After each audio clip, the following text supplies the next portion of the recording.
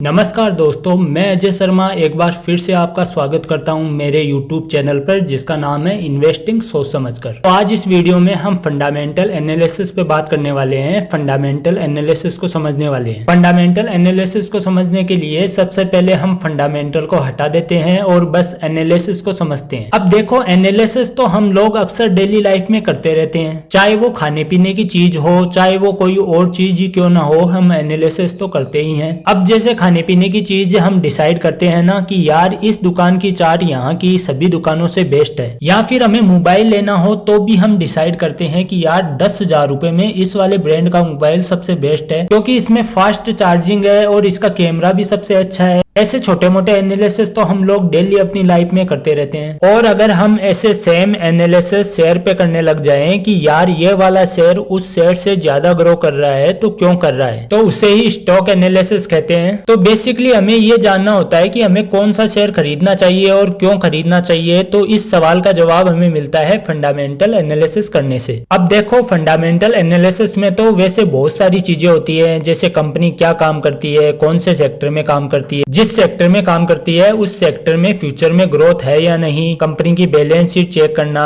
PNL check करना, बाकी important ratio check करना। और इन्हीं चीजों का हम लोग एनालिसिस करने लग जाएं तो उनको बोलते हैं फंडामेंटल एनालिसिस करना। और इन सब चीजों को एक वीडियो में कवर करना पॉसिबल नहीं है, इसके लिए 2 या 3 वीडियो बनेगी। इसलिए आपने अभी तक मेरे चैनल को सब्सक्राइब नहीं किया है तो मेरे चैनल को सब्सक्राइब कर लीजिए और बेल आइकन को जरूर दबा लीजिए ताकि आगे आने वाले नए वीडियो का नोटिफिकेशन आपको मिल सके। तो ये वीडियो में एक बिगनर के पॉइंट ऑफ व्यू से बना रहा हूं कि एक बिगनर जो अभी अभी स्टॉक मार्केट में आया है, जो अपना पहला शेयर खरीदना चाहता है, तो एक बिगनर को किसी भी कंपनी का शेयर खरीदने से पहले उस कंपनी के बारे में मेजर एनालिसिस करने चाहिए। जैसे कंपनी क्या काम करती है, कौन से सेक्टर में काम करती है, जिस सेक्टर में कंपनी काम कर रही है उस सेक्टर में फ्यूचर ग्रोथ कैसा है, जिस सेक्टर में कंपनी काम कर रही है उस सेक्टर में फ्यूचर में ग्रोथ है या नहीं, कंपनी की बैलेंस शीट चेक करनी चाहिए, कंपनी का शेयर होल्डिंग पैटर्न चेक करना बहुत जरूरी होता है। तो ये कुछ मेजर पॉइंट है जिनको एनालिसिस करने के बारे में हम इस वीडियो में समझने वाले हैं। तो ये वीडियो लास्ट तक देखिए। ये वीडियो देखने के बाद आप किसी भी कंपनी का शेयर कॉन्फिडेंट के साथ खरीदेंगे। तो फर्स्ट पॉइंट है कंपनी क्या काम करती है। जो भी कंपनी है जिसका शेयर आप बाई करना चाहते हो उसके बारे में सबसे पहले ये जानना जरूरी है कि कंपनी क्या काम करती है, किस फील्ड में काम करती है। क्या वो कंपनी एआई यानी आर्टिफिशियल इंटेलिजेंस पर काम करती है, या ऑटोमोबाइल सेक्टर में काम करती है, या फिर वो खाने पीने की चीजें बनाती है यानी एफएमसीजी सेक्टर में काम करती है। तो इसको जानने के लिए आप गूगल में जाइए और गूगल में जिस भी कंपनी का शेयर आप खरीदना चाहते हैं उस कंपनी का नाम सर्च करिए। जैसे मैंने गूगल में आईटीसी कंपनी का नाम लिखकर सर्च किया है और यहाँ पर देखिए आईटीसी की ऑफिशियल वेबसाइट आ गई है। तो हमें आईटीसी की ऑफिशियल वेबसाइट पर जाना है और इस वेबसाइट पर आपको यहाँ पर दिखाई दे रहा होगा आईटीसी बिजनेस। तो हम आईटीसी बिजनेस पर जाएंगे और जानेंगे आईटीसी क्या काम करती है, कौन सा बिजनेस करती है। तो यहाँ पर आपको दिखाई दे रहा होगा कि आईटीसी जिस सेक्टर में काम करती है उस सेक्टर का नाम है एफएमसीजी यानी fast moving consumer goods business में आईटीसी काम करती है। आईटीसी कंपनी एफएमसीजी सेक्टर की भारत की सबसे बड़ी कंपनी है और आप भी डेली लाइफ में इस कंपनी के प्रोडक्ट जरूर यूज करते होंगे। जैसे आशीर्वाद आटा, इस आटे को जरूर यूज किया होगा आपने, इस आटे की रोटियां जरूर बना के खाई होगी आपने। इसके साथ Sunfeast biscuit, Bingo, Yippee noodle आदि आईटीसी ब्रांड ही है। तो इस तरह से आप किसी भी कंपनी के बिजनेस के बारे में जान सकते हो। आगे बढ़ने से पहले दोस्तों मैं क्लियर कर दूं कि इस वीडियो में जिस भी कंपनी का मैं नाम ले रहा हूं वो किसी भी प्रकार का रिकमेंडेशन नहीं है। ये सिर्फ मैं आपको समझाने के लिए एग्जाम्पल के तौर पर यूज कर रहा हूं। तो आपको अगर इन्वेस्टमेंट करना है तो आप अपना रिसर्च करिए और अपने फाइनेंशियल एडवाइजर से सलाह लीजिए और उसके बाद ही इन्वेस्टमेंट करिए। तो सेकंड पॉइंट की बात करते हैं। सेकंड पॉइंट है उस सेक्टर का फ्यूचर में ग्रोथ कैसा रहेगा। यानी आप जिस भी कंपनी का शेयर बाई करना चाहते हो आपको उस कंपनी के सेक्टर के बारे में जानना होगा। आपको जानना होगा कि उस सेक्टर की फ्यूचर में ग्रोथ कैसी रहेगी। जैसे हमने पहले आईटीसी का एग्जांपल लिया था तो आईटीसी एफएमसीजी सेक्टर की कंपनी थी। तो आपको इसमें इन्वेस्ट करने से पहले रिसर्च करना चाहिए कि एफएमसीजी सेक्टर का भविष्य में परफॉर्मेंस कैसा रहेगा, इसकी ग्रोथ कैसी रहेगी। तो जैसे हमने वीडियो के स्टार्टिंग में देखा था कि एफएमसीजी सेक्टर में खाने पीने की वस्तुओं का प्रोडक्शन होता है और खाने पीने की वस्तुओं की डिमांड कभी कम नहीं होगी, इनकी डिमांड हमेशा बनी रहेगी। तो एफएमसीजी सेक्टर हमेशा ग्रो करने वाला सेक्टर है। तो ऐसे आप भी किसी भी कंपनी में इन्वेस्ट करने से पहले उस कंपनी के सेक्टर के बारे में रिसर्च करना चाहिए। आगे थर्ड पॉइंट की बात करते हैं। तो थर्ड पॉइंट है कंपनी की बैलेंस शीट चेक करना। यानी आप किसी भी कंपनी में इन्वेस्ट करने से पहले उस कंपनी की बैलेंस शीट जरूर चेक करिए। अब आप सोच रहे होंगे कि ये तो एक अकाउंटेंट वाला काम हो गया, इसके लिए तो फाइनेंशियल बैकग्राउंड होना चाहिए, लेकिन दोस्तों ऐसा नहीं है। आप भी आसानी से किसी भी कंपनी की बैलेंस शीट चेक कर सकते हो। जैसे मैं यहाँ पर एग्जाम्पल के तौर पर एक्साइड शेयर प्राइस लिखकर सर्च कर रहा हूँ, तो यहाँ पर आपको बहुत सी वेबसाइट दिखाई देगी। आप किसी भी वेबसाइट पर जाकर आप आसानी से किसी भी कंपनी की बैलेंस शीट चेक कर सकते हैं। तो यहाँ पर मैं स्क्रीनर वेबसाइट का यूज करूंगा। मैं स्क्रीनर वेबसाइट पर जाऊंगा, तो यहाँ पर आप देख सकते हो एक्साइड इंडस्ट्री का शेयर प्राइस दिखाई दे रहा है। नीचे की तरफ स्क्रॉल करने पर आपको कंपनी की मार्केट कैप और इम्पोर्टेंट रेशियो भी दिखाई देंगे, और इन रेशियो का भी फंडामेंटल एनालिसिस में इम्पोर्टेंट रोल होता है। तो इन रेशियो को मैं इस वीडियो में कवर नहीं करूंगा क्योंकि वीडियो बहुत लंबा हो जाएगा। तो इन रेशियो के लिए मैं अलग से एक सेपरेट वीडियो बना के लाऊंगा। इसलिए आपने अभी तक मेरे चैनल को सब्सक्राइब नहीं किया है तो सब्सक्राइब जरूर कर लीजिए और बेल आइकन को भी दबा दीजिए ताकि वीडियो का नोटिफिकेशन आपको मिल सके। तो इसे नीचे की तरफ स्क्रॉल करेंगे तो यहाँ पर आपको क्वार्टरली रिजल्ट दिखाई देंगे। वैसे सभी कंपनियां हर 3 महीने से अपने क्वार्टरली रिजल्ट अनाउंस करती है। तो क्वार्टरली रिजल्ट में हमें सबसे पहले देखना होगा सेल्स। हमें देखना होगा कि क्या कंपनी क्वार्टरली वाइज अपनी सेल्स को इंक्रीज कर रही है। जैसे इस केस में देखते हैं तो एक्साइड इंडस्ट्री ने जून 2021 से जून 2022 तक अपनी सेल्स को कंटिन्यू इंक्रीज किया है। फिर सितंबर 2022 में सेल डाउन हुई है और मार्च 2022 तक सेल डाउन रही है। फिर उसके बाद वापस से सेल्स इंक्रीज हुई है और जून 2024 में एक्साइड इंडस्ट्री ने लगभग 4400 करोड़ की सबसे ज्यादा सेल की है। उसके बाद हमें कंपनी के क्वार्टरली एक्सपेंसेस भी चेक करने चाहिए। यहाँ पर आप देख सकते हो कि जिस क्वार्टर में कंपनी की सेल्स कम हो रही है उस क्वार्टर में कंपनी के खर्चे भी कम हो रहे हैं, क्योंकि किसी क्वार्टर में कंपनी को ज्यादा ऑर्डर मिलते हैं तो कंपनी का प्रोडक्शन भी बढ़ जाता है, जिससे कंपनी की मटेरियल कॉस्ट भी बढ़ जाती है। आप यहाँ एक्सपेंसेज में मटेरियल कॉस्ट देख सकते हो। उसके बाद हम नीचे की तरफ स्क्रॉल करेंगे तो यहाँ पर क्वार्टरली नेट प्रॉफिट दिखाई देगा।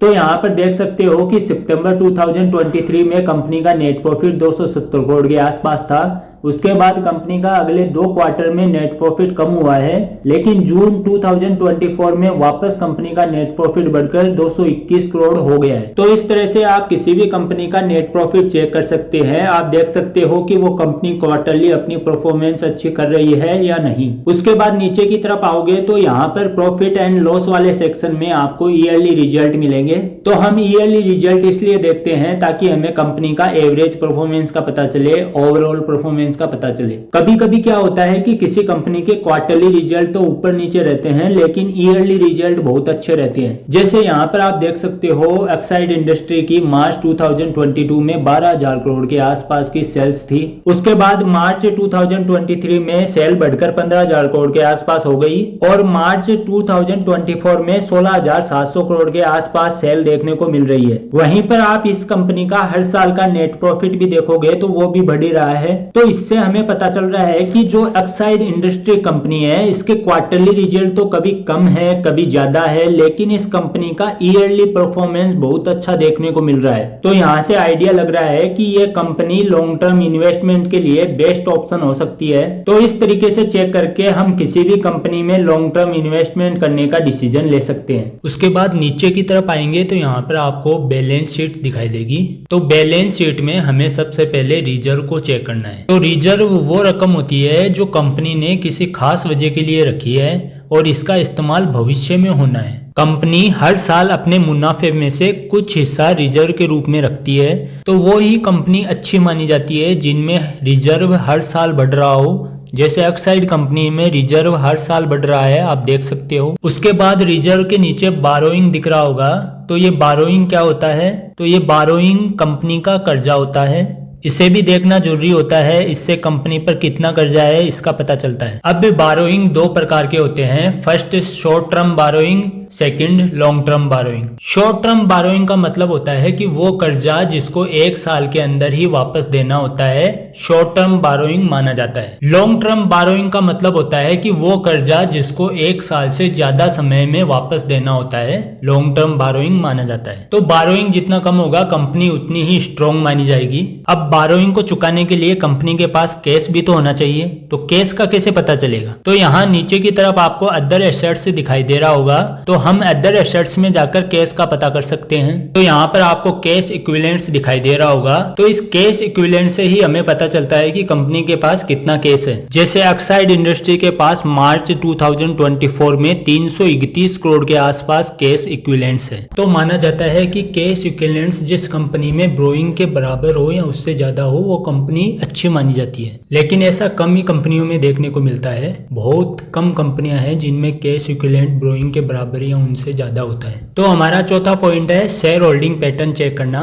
किसी भी कंपनी में इन्वेस्ट करने से पहले उस कंपनी में शेयर होल्डिंग पैटर्न चेक करना बहुत जरूरी होता है। तो हमें क्वार्टरली और ईयरली दोनों प्रकार के शेयर होल्डिंग पैटर्न चेक करने चाहिए। तो हम यहाँ पर quarterly share holding pattern check करेंगे। तो किसी भी कंपनी में 4 प्रकार के शेयर होल्डर होते हैं। पहला प्रमोटर्स, जो कंपनी के ओनर होते हैं वो प्रमोटर्स होते हैं, कंपनी के मालिक। तो सेकंड है एफआईएस कैटेगरी में फॉरेनर इन्वेस्टर आते हैं। थर्ड है डीआईएस कैटेगरी में हमारे देश के जो बड़े बड़े इन्वेस्टर है, जैसे म्यूचुअल फंड हो गया, LIC कंपनी होगी, इंश्योरेंस कंपनियां होगी, वो डीआईएस कैटेगरी में आती है। और फोर्थ है पब्लिक को आप लोग जानते ही हो, हमारे जैसे इन्वेस्टर पब्लिक में आते हैं। तो जिस भी कंपनी में 45% से ज्यादा प्रोमोटर होल्डिंग होती है वो कंपनी अच्छी मानी जाती है। उसके बाद एफआईएस की बात करें तो हर क्वार्टर में एफआईएस की होल्डिंग इंक्रीज होनी चाहिए, तो वो कंपनी अच्छी मानी जाती है। तो आप देख सकते हो एक्साइड इंडस्ट्री में जून 2024 में 13.74% एफआईएस होल्डिंग थी, जो सितंबर 2024 में कम हो गई है। इसका सबसे बड़ा रीजन है कि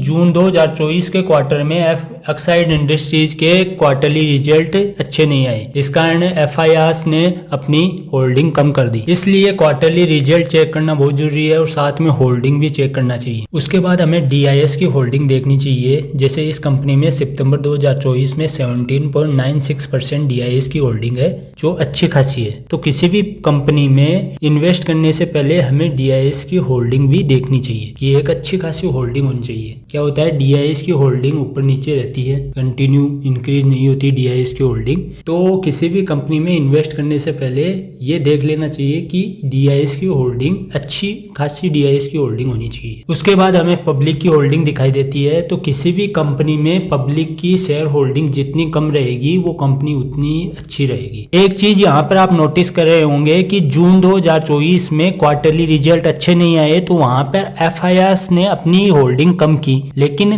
पब्लिक ने अपनी होल्डिंग बढ़ाई है। तो यहाँ पर आप देख सकते हैं। तो इस प्रकार से किसी भी कंपनी में इन्वेस्ट करने से पहले उस कंपनी में शेयर होल्डिंग पैटर्न भी आपको चेक करना चाहिए।